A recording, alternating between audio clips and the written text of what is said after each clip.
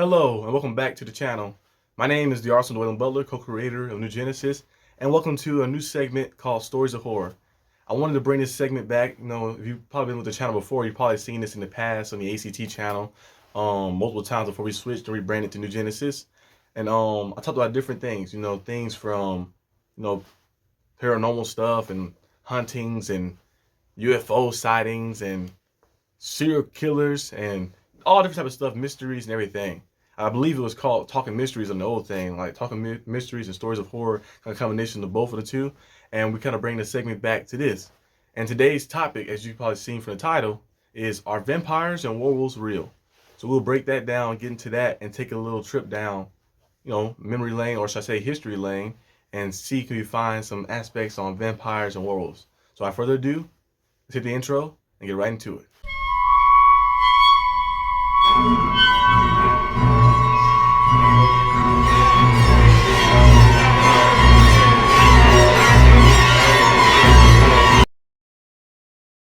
As you know, vampires are a mortal, blood-sucking being, cursed, can't step in the sunlight, and based off what the movies and TV shows show us, like shows like Vampire Diaries, you got shows like the originals, you got movies like Underworld, Blade, and etc. It's a lot more and more, of course.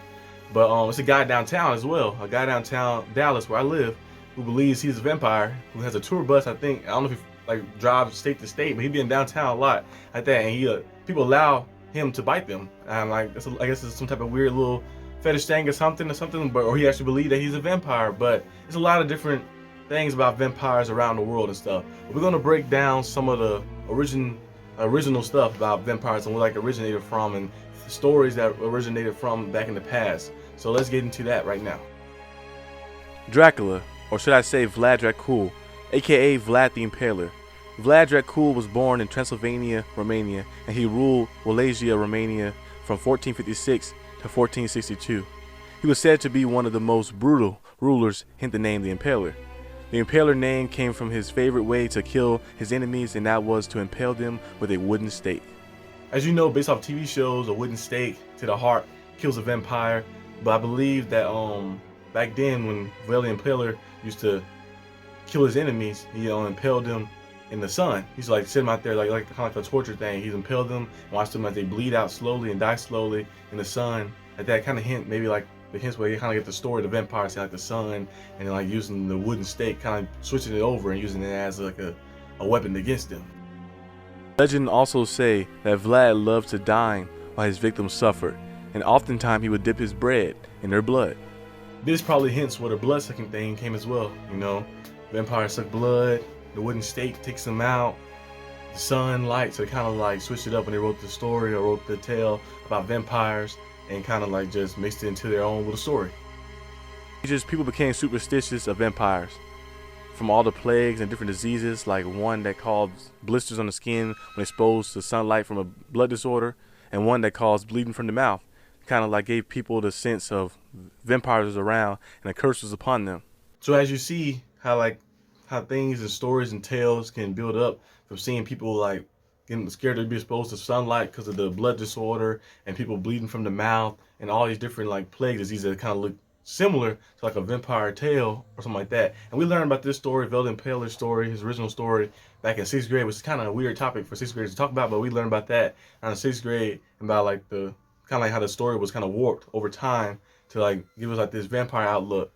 But the question still is, are vampires real? In my opinion, I would say that vampires, I would be neutral. I'm gonna say no. I'm gonna say no, but I'm gonna say you never know what you can find in the world. Remember, I think months ago they said they found this body, a skeleton body by the ocean, and it had a little totem thing. It said somebody killed them and said he was slaying a vampire and keeping them dead with a totem. So it could just be a tale. Maybe somebody thought it was doing it kind of in the old days where they thought everybody was a witch. So you never know what can happen actually. But it's a lot of different things around the world in life. So I wouldn't be saying that rule it out of the equation, fully saying oh, it's definitely not real. I can't see it, so it's not real. No, but it's a lot of things that you can't see, but they are real like that. So I would say no for right now, but it's not a lopsided no. It's more of a I'm probably 68% certain that vampires are not real, but you never know. Cause what if, for instance, you know how shows show us that vampires, kind of like in the originals of Vampire Diaries, how they can compel people to forget. What if vampires was going around compelling people to forget that they was ever a thing? You might have seen one, but you forgot that was there. You might have seen one attack you, but you forgot it was there. Somebody drank your blood. But when you see, like, bite marks in your neck or something like that, you never know what could happen. Maybe they healed you up. You don't know. It's a lot of different conspiracy theories. But I think that I'm gonna say vampires are not real. I'm only 68% certain. Maybe we'll up to 70%. 70% certain that it's not real. But leave it up to you guys to decide. But let's get into the next topic, which is werewolves. Again, as you guys know, a werewolf is a human with the ability to shapeshift into a wolf, a curse that happens on the night of a full moon. There's a lot of werewolf legends, but there's one in particular that stood out to me the most. Peter Sturm. I might have pronounced it wrong, so we're just going to call him Peter St., a man who was born in 1525 in Beckburg, Germany. He was a German farmer and alleged serial killer who was accused of werewolfery, witchcraft, and cannibalism.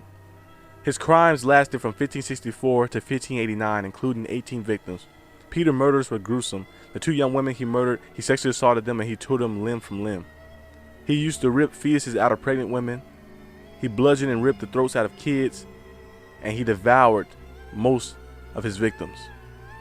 Peter was apprehended in 1589 and was sentenced to a public execution that included breaking and decapitation.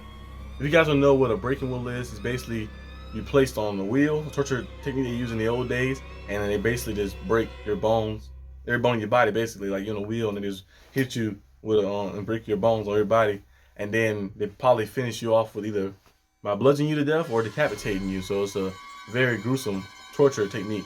But reading this story made me think of one thing too. That one thing that blew my mind is that what if Peter didn't do it? You know, a lot of instances we see in the past where, like, we've seen, like, people get accused of being a witch, people get accused of that and that in the old days, and they don't have any evidence. They just go based on what somebody say, and they execute somebody who was probably innocent, who didn't do the crime, something like that. So what if Peter didn't do the crimes? What if something else did it? Cause they say it was werewolfery. What if something else did it? Or what if someone else did it like that? In my opinion, I don't believe that it was a werewolf that actually did it. I don't know, the town people thought it was a pack of wolves. They did it before. A pack of wolves came in there and did it, something like that. They thought that he was maybe controlling the wolves or something like that. But I don't believe it's a werewolf. I believe it probably was just a guy or a woman who was a monster. Someone who's a monster who went out there and did something very gruesome, taking people out. If it was him, then it was either Peter or somebody else who did it like that. But like someone who's just very gruesome, who's just very dangerous like that. And they went out and they killed innocent men, women, children, and just feel like take 18 victims out, 18 innocent people out like that. So I don't know if he did it. I don't know if someone else did it or something else did it. But in my opinion, based off the information we got right here, I'm gonna say that werewolves are probably not real. I'm not saying it's a lopsided thing like kind of the vampire thing. I'm gonna move the vampire thing up to 80% though. 80%. I'm gonna say 80% that vampire is not real. I'm gonna say 80% that werewolves are not real. But you never know. There's a lot of things that walked around this world before we got here. There's a lot of things that will walk around this world after we leave. There's some things in the ocean we probably haven't discovered yet. We barely we don't use our full brain. We use a small percentage of our brain. So a lot of things that you probably can see. We've seen like paranormal stuff. We've seen huntings. We've seen different things. A lot of planets around that we haven't discovered. So it's a lot of things that are still unknown to us. So you never know what could have walked. So I'm not going to wipe anything out fully. But I'm going to say 80% certain. I'm 80% certain. Right now I'm at 80% percentage like thing that's saying that vampires and werewolves are not real. But if you guys think otherwise, leave a comment in the comment section down below, and I'll get to that in the comment section. But thank you guys for tuning in. Until the next time, I'll see you on Stories of Horror.